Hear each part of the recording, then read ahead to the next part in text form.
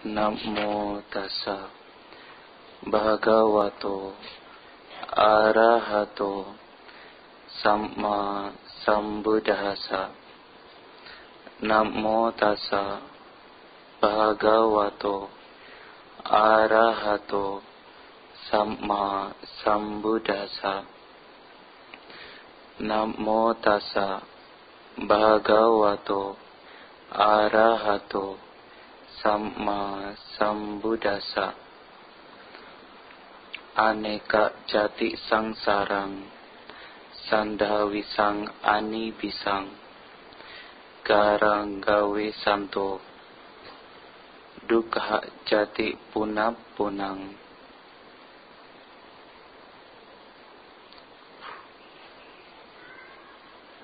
Dengan melalui banyak kelahiran, aku mengembara di alam samsara.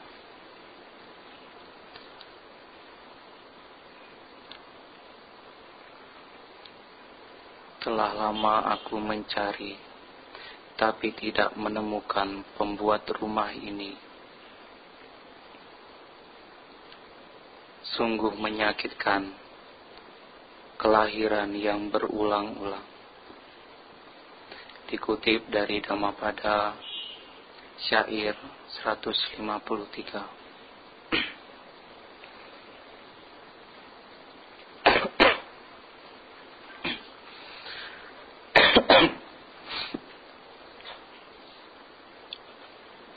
Pertama-tama,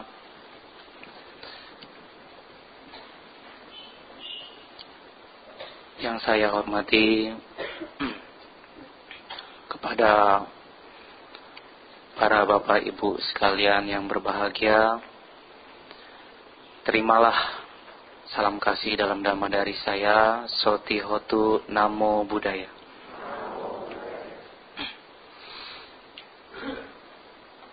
Sungguh berbahagia sekali kita bersama-sama di sini,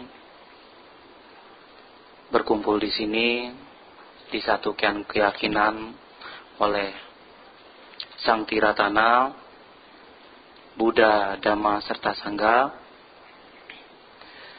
Berkat berkahnya pula kita berkumpul di sini dengan suasana kekeluargaan, suasana yang bersahabat, dan tentunya kita berkumpul di sini dengan rasa bahagia, damai, dan sejahtera.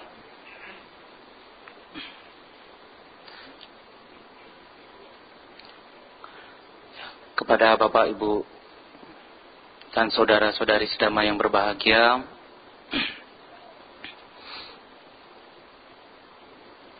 tentunya kita di sini berkumpul di sini untuk melatih diri, untuk belajar, dan untuk meningkatkan kualitas-kualitas batin dalam diri kita, sehingga kita jauh-jauh datang dari rumah ke Wihara Dhammacakka ini untuk memperindah batin kita semuanya. Nah, tentunya Bapak Ibu sekalian yang berada di sini jelas memiliki tujuan datang ke sini. Nah, tujuan tersebut tidak lain adalah bagaimana Bapak Ibu sekalian bisa menjadi bahagia. Tentunya di sini semua orang, baik tua ataupun muda, baik siapapun juga, yang miskin ataupun kaya, semua orang menginginkan kebahagiaan. Oleh karena itu, Sang Buddha pernah berkata, sabesang jiwitang piang, bahwa sesungguhnya manusia mencintai kehidupannya. Oleh karena mencintai kehidupannya, maka kita di sini bersama-sama, baik pun orang-orang yang di luar sana, bagaimana agar hidup ini bisa bahagia dan bagaimana bisa sedikit mengalami duka dalam hidupnya. Itulah yang diinginkan manusia adalah kebahagiaan. Namun, di antara kita semua yang ada di sini maupun yang di luar sana, ada mereka-mereka, ada orang di luar sana tidak beruntung. Tidak beruntung. Di samping kita semua mencari kebahagiaan dan orang lain di luar sana mencari kebahagiaan, dalam pencarian kebahagiaan tersebut, ada beberapa orang yang terlena, terjatuh, ataupun kurang waspada sehingga ia bukannya mendapatkan kebahagiaan, tetapi penderitaan yang malah didapatkan. Nah, banyak di luar sana mereka yang melakukan kejahatan-kejahatan.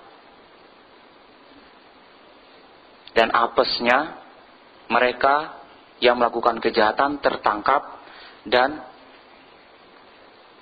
ada yang masuk penjara. Nah,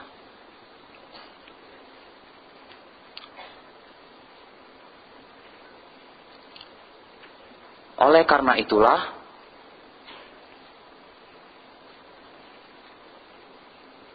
di samping kita mencari kebahagiaan, di samping kita mencari kesenangan hidup, haruslah tetap waspada.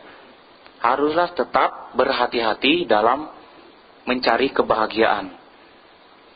Baik itu materi dan lain sebagainya. Bagaimana orang-orang yang tinggal di suatu ruangan yang dibatasi ruang geraknya, kemudian dikendalikan, dikontrol sedemikian ketat dalam satu ruangan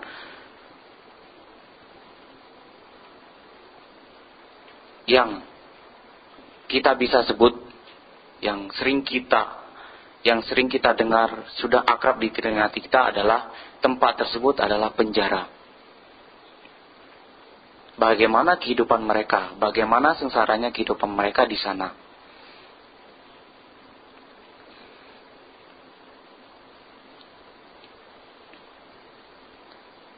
Apakah nyaman tinggal di penjara? Pasti jawabannya tidak. Tidak akan nyaman tinggal di penjara.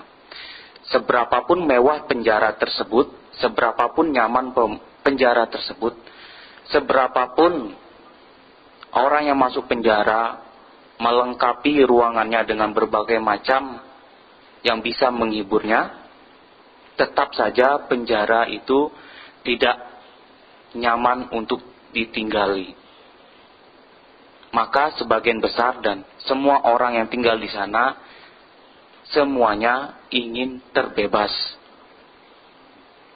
Nah, demikian pula kita. Kita sesungguhnya di penjara, tetapi berbeda dengan mereka yang masuk penjara. Kita sesungguhnya di penjara, tetapi hanya saja kita tidak pernah menyadari kita di penjara. Apakah kita ingin bebas dari penjara tersebut? Tentu sebagai umat Buddha, sebagai siswa Sang Buddha, kita ingin terbebas dari penjara tersebut. Maka dari itulah saya mengambil tema penjara yang mengerikan. Itulah yang akan saya bicarakan pada pagi hari ini. Nah, Bapak Ibu sekalian,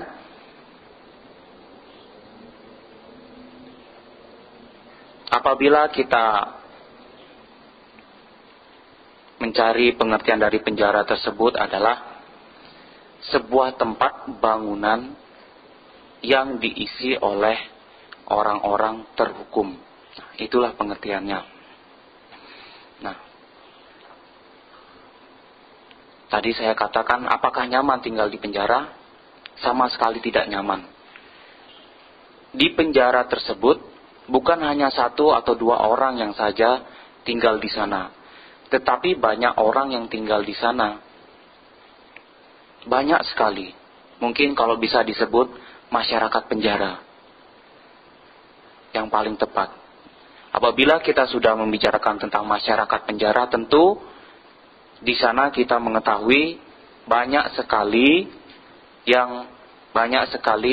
berkumpul orang-orang dari berbagai suku, agama, kepercayaan, serta karakter-karakternya. Nah, di dalam penjara tersebut, saya juga pernah masuk dalam penjara, tetapi bukan sebagai tersangka, sebagai seorang pembina di satu penjara wanita. Waktu itu saya diundang. Mereka mengatakan bahwa, saya bertanya, bagaimana tinggal di sini, enak atau tidak? Ya, seenak-enaknya tinggal di sini, masih enak tinggal di luar nanti. Nah, masih enak tinggal di luar. Di sini banyak dibatasi. Kadang juga ada yang bertengkar, kadang ada juga yang geng-gengan, juga ada geng, membentuk geng kelompok sendiri-sendiri, dan lain sebagainya. Yang saya lihat di sana, waktu di Semarang, penjaranya memang bersih, nyaman, enak dilihat dari mata.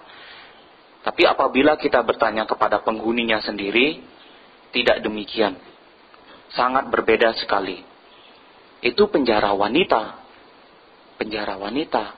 Bagaimana dengan penjara yang pria? Saya sendiri belum masuk penjara pria. Jangan sampai saya masuk penjara pria, apalagi sebagai tersangka. Nah, makanya dalam pemberitaan, media-media, ya televisi dan lain sebagainya, ada beberapa kejadian kasus di mana dalam penjara tersebut terjadi pembunuhan, terjadi penyiksaan, dan tak jarang dalam sebuah penjara tersebut ada namanya kelompok-kelompok atau geng. Saya mencari di internet, ada nggak sih penjara atau geng dalam penjara yang kejam? Oh, ternyata ada. Ternyata ada. Salah satu geng terkejam di dunia itu, singkatannya itu MS-13. Itu ada di El Salvador, Amerika Serikat. Mereka membentuk geng, membentuk kelompok. Bahkan penjaga sipir penjara di sana pun apabila mengganggu mereka, mereka bersama-sama membunuh sipir tersebut. Ataupun ada di antara mereka, di luar geng mereka, yang menentang, menolak, tidak menurut, maka akan dibunuh. Begitu. Jadi, umumnya penjara itu adalah tempat penyiksaan, tempat orang-orang tersiksa, dan sangat mengerikan sekali. Sangat mengerikan sekali penjara tersebut. Oleh karena itu, jangan sekali-kali mencoba masuk penjara, melakukan perbuatan yang tidak pantas, melakukan perbuatan yang melanggar aturan negara. Nah, cukup sebenarnya dalam Pancasila Buddhis, kita melindungi diri kita, menghindari diri kita dari masuk penjara. Itu sebenarnya sudah cukup. Menghindari diri kita dari masuk penjara. Mengapa kita tidak ingin masuk penjara? Jelas, karena kita tidak ingin menderita. Otomatis apabila kita masuk penjara, kita akan mengalami yang namanya siksaan mental dan batin. Siksaan mental dan fisik. Itu jelas sekali. Itu jelas sekali.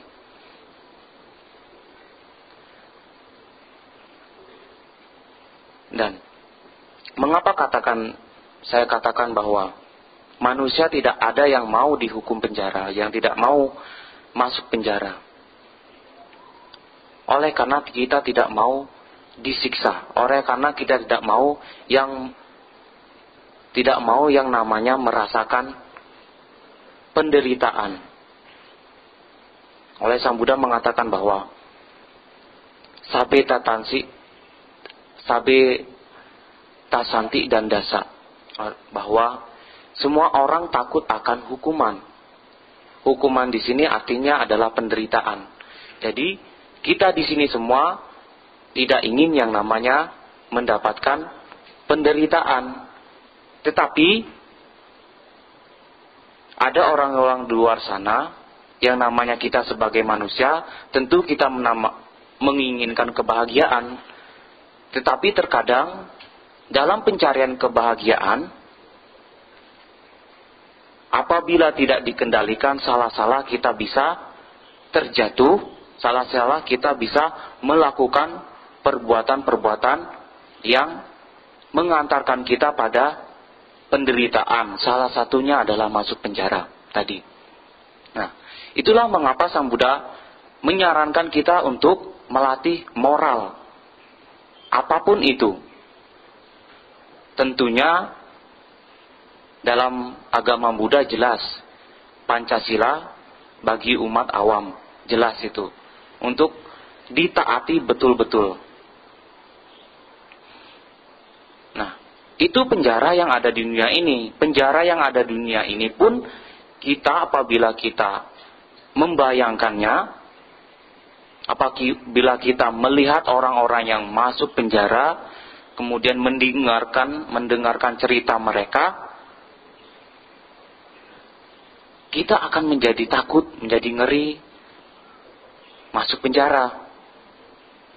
Oleh sebab itu, jangan sampai ada umat Buddha dan orang-orang di luar sana yang masuk penjara. Nah, masuk penjara di dunia ini, penjara yang kita kenal saat ini, itu saja sudah cukup mengerikan bagi kita. Tetapi ada penjara yang lebih mengerikan lagi. Lebih mengerikan lagi daripada penjara yang kita tahu saat ini. Penjara itu tentu Bapak Ibu sekalian sudah mengetahui karena membaca apa yang saya tulis. Dan apa yang saya tulis di sana adalah penjara samsara. Itu adalah sangat mengerikan daripada penjara yang ada, yang kita ketahui saat ini. Samsara atau sangsarati adalah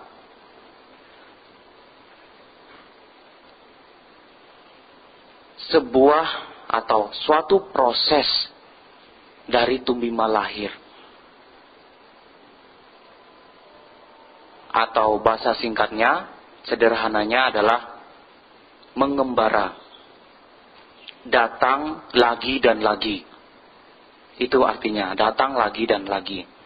Nah, kehidupan alam samsara ini sangat mengerikan, betul-betul sangat mengerikan. Apabila kita mau merenungkan, apabila kita mau memahaminya, sangat mengerikan sekali. Oleh karena itu Sang Buddha ketika setelah mencapai pencerahan sempurna,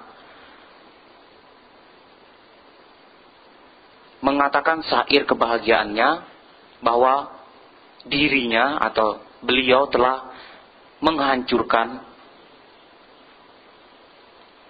rumah, menghancurkan sebuah rumah. Nah, di sana dikatakan bahwa dengan melalui banyak kelahiran, aku telah mengembara di alam samsara. Terus mencari, tetapi tidak menemukan pembuat rumah ini.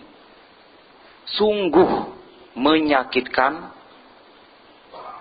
hidup, sungguh menyakitkan kelahiran yang berulang-ulang. Mengapa dikatakan kelahiran yang berulang-ulang itu sungguh menyakitkan? Jelas Bapak Ibu sekalian, dengan kita lahir berulang-ulang terus, maka kita akan terus merasakan yang namanya duka. Terus yang merasakan namanya duka. Artinya bahwa kita setelah meninggal, setelah hancurnya tubuh ini, meninggal dari dunia ini, kemudian terlahir kembali di alam selanjutnya. Nah, belum tentu kita terlahir di alam yang bahagia, seperti alam surga atau alam Brahma. Salah-salah apabila kita yang lalai, tidak waspada, lebih banyak melakukan perbuatan buruk daripada perbuatan baik. Ketika meninggal, kita bisa saja terlahir di alam yang menderita. Entah itu alam raksasa, alam peta, alam binatang, ataupun alam neraka. Kita tidak tahu secara pastinya. Dan Bapak Ibu sekalian, entah yakin atau tidak, setelah meninggal di kehidupan ini akan terlahir dalam alam surga atau alam bahagia.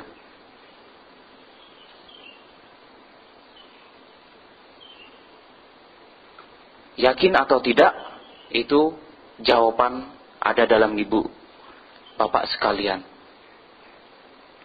Tentunya apabila Bapak yakin terlahir dalam surga, jangan khawatir. Tidak perlu khawatir karena pasti terlahir di alam surga. Tetapi apabila ragu-ragu, itu yang berbahaya. Itu yang berbahaya. Oleh karena itulah, samsara ini bukanlah satu tempat. Bukanlah tempat berpindah. Bukanlah suatu tempat, tetapi bagaimana proses kita berpindah. Bagaimana kita menjalani kehidupan kita pada saat ini. Itu akan menentukan kita lahir di mana. Apabila kita menamakan atau memberi pengertian samsara ini adalah suatu tempat, maka kita bisa saja egois. Karena kita di sini terlahir menderita, mending saya bunuh diri dan saya terlahir di alam yang lain. Begitu. Tapi apabila samsara ini kita memiliki pemahaman sebagai suatu proses, artinya proses kehidupan, bahwa kita terlahir, kita berpunarbawa atau tumimba lahir karena ada suatu sebab, pasti ada akibatnya. Karena kita melakukan perbuatan A, kita akan mendapatkan perbuatan B.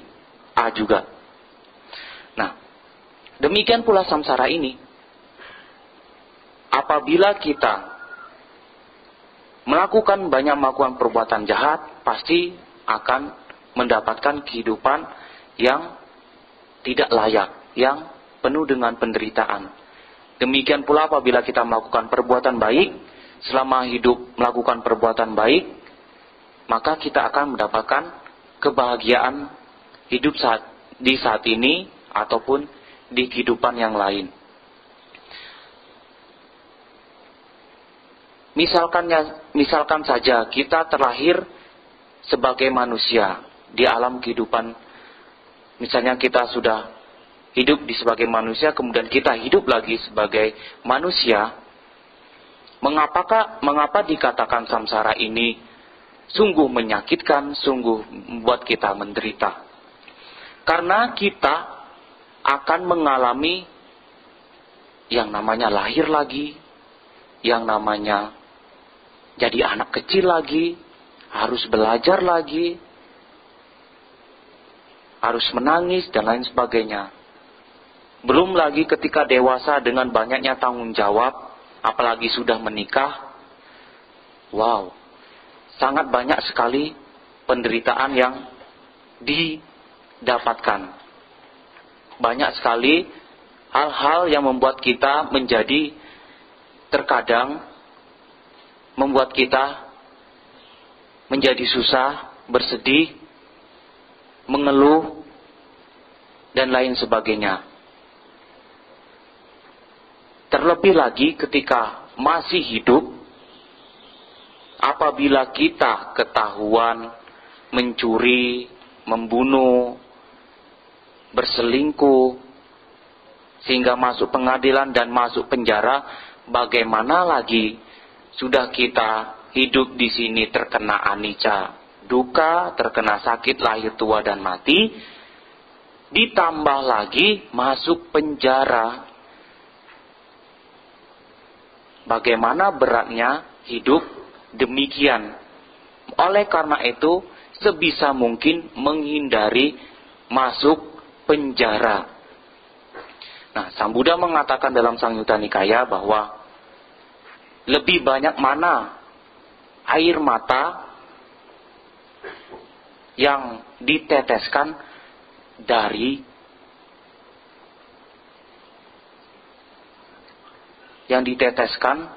daripada keempat samudra. Sang Buddha menjawab bahwa tentu air mata. Nah, dalam Samyutta juga, dalam Samyutta Nikaya yang berjudul Tingsa Sutta, di sana Buddha juga menjelaskan kepada 30 biku dan bertanya kepada mereka dan memberikan suatu penjelasan Dhamma.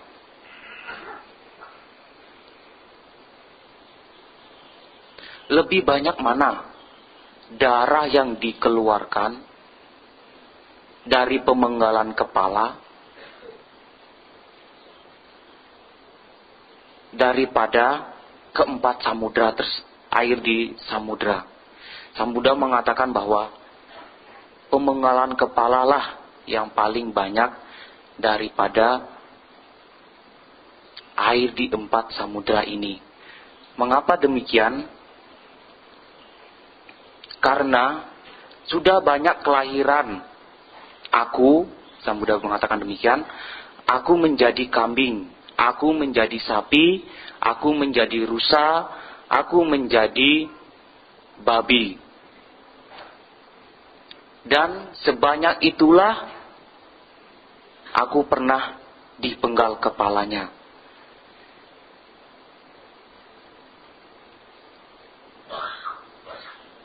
Telah banyak pula aku merampok dan diadili oleh masyarakat sehingga kepalaku terpenggal. Telah banyak pula aku mencuri sehingga membuat kepalaku terpenggal. Telah banyak pula aku berselingkuh atau menghancurkan kesetiaan pasangan hidup orang lain sehingga aku terpenggal pula. Sungguh menyakitkan. Sungguh menyakitkan. Dan sudah cukup bagiku untuk merasakan penderitaan dan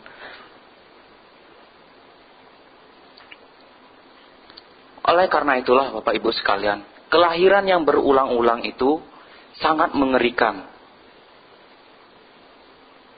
Demikianlah kata yang dikatakan Sang Buddha. Sangat mengerikan. Nah, imbas dari kita hidup di alam samsara ini adalah memiliki tubuh. Memiliki tubuh ini. Itu imbasnya dari apabila kita hidup di alam samsara. Alam samsara memang sangat mengerikan. Bagaimana kita bisa terlahir kembali, belum tentu di alam bahagia, bisa saja di alam menderita.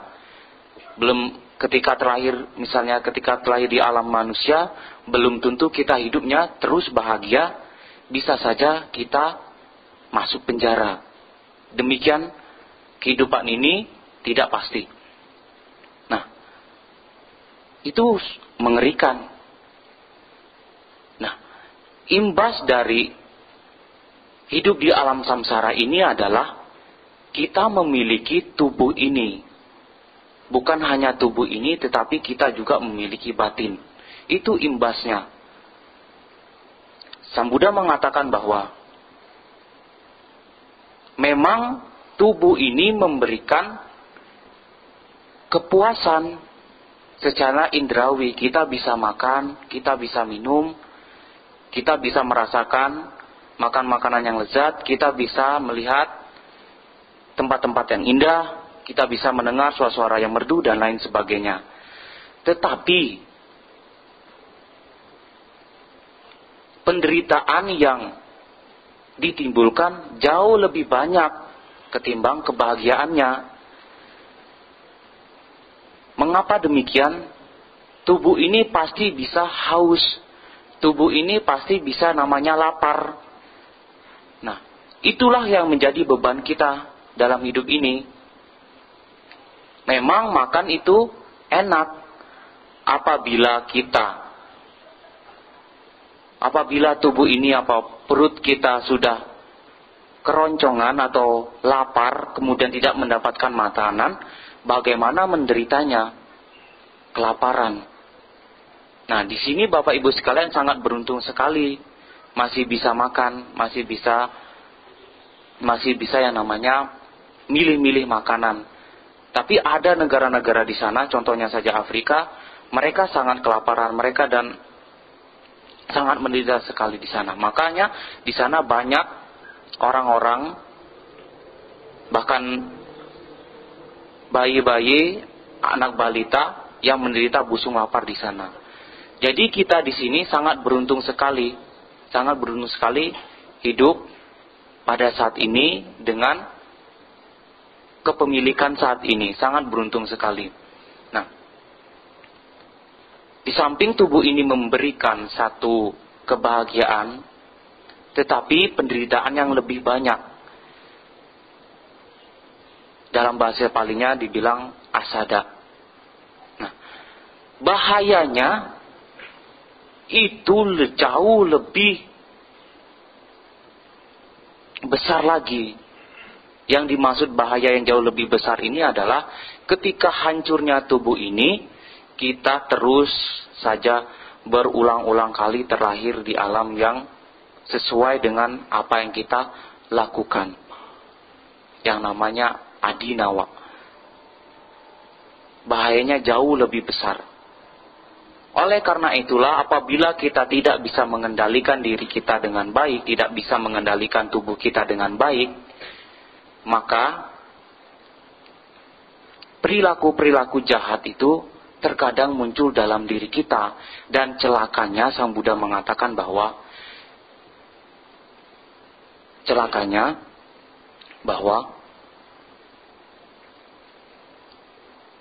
manusia atau makhluk-makhluk yang memiliki nama dan rupa ini lebih senang dengan pemuasan nafsu indera ketimbang tidak. Itu celakanya. Tetapi apabila dikontrol, dijaga dengan baik, dikendalikan, maka tubuh yang kita pakai ini, yang tubuh kita kenakan ini, bisa menjadi sarana untuk membebaskan diri kita dari alam samsara. Makanya itu Sang Buddha tidak pernah jauh-jauh mengajarkan meditasi. Objeknya tidak pernah jauh-jauh dari tubuh ini. Karena tubuh ini sudah mencakup dunia yang ada di luar. Tubuh ini mengalami yang namanya perubahan. Dunia luar juga mengalami perubahan.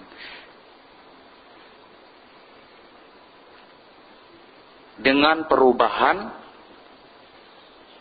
seseorang apabila memahami, mengerti dan menembus, maka ia bisa mencapai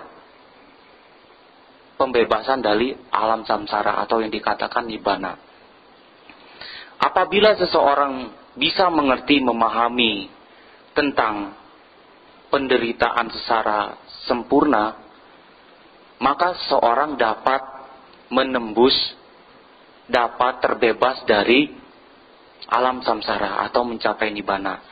Ataupun dengan memahami, mengerti dan menembus yang namanya anatta, seseorang bisa mencapai pembebasan. Nah, itu semua ada di dalam tubuh kita. Sekarang bagaimana kita bisa menggunakan tubuh ini sebaik mungkin untuk mencapai yang namanya pembebasan agar terhindar dari alam samsara ini, agar terhindar dari kedukaan, ratap tangis, kesedihan, keluh kesah dan penderitaan yang lainnya. Cukup dengan memahami tubuh ini. Tetapi tentunya tidak mudah. Tidak mudah, bisa dikatakan sulit, tetapi bisa. Nah, oleh karena itu Bapak Ibu sekalian, walaupun kita sekarang ini terpenjara oleh tubuh kita ini, terpenjara oleh tubuh yang hanya 2 meter ini, kurang lebih 2 meter nggak sampai, tetapi apabila kita menggunakannya dengan baik, menggunakannya dengan terkendali, menggunakannya dengan perhatian penuh, maka tubuh ini sudah cukup membuat kita terbebas dari alam samsara. Oleh karena itu penting sekali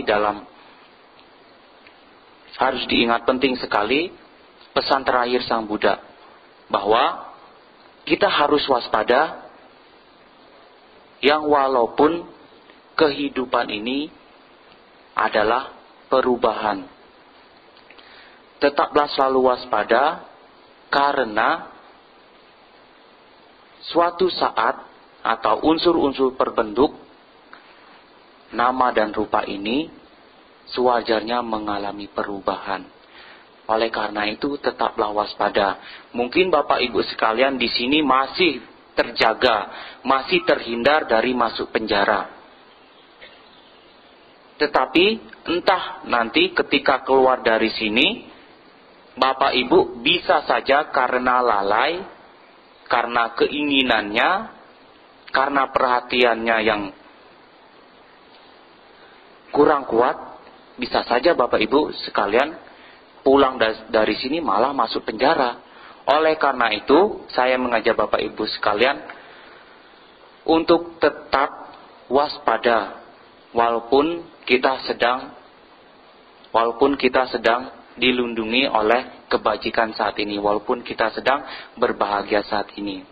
Nah, itulah yang dapat saya sampaikan pada kesempatan pagi pada hari ini. Semoga apa yang saya sampaikan menjadi wawasan bagi kita semua, sehingga kita bisa hidup terkendali dan terhindar dari namanya masuk penjara, baik itu penjara yang ada di dunia ini maupun penjara kehidupan. Ya, semoga semua makhluk hidup berbahagia. Sabe sata bahun sikitata. Sadhu, sadhu, sadhu.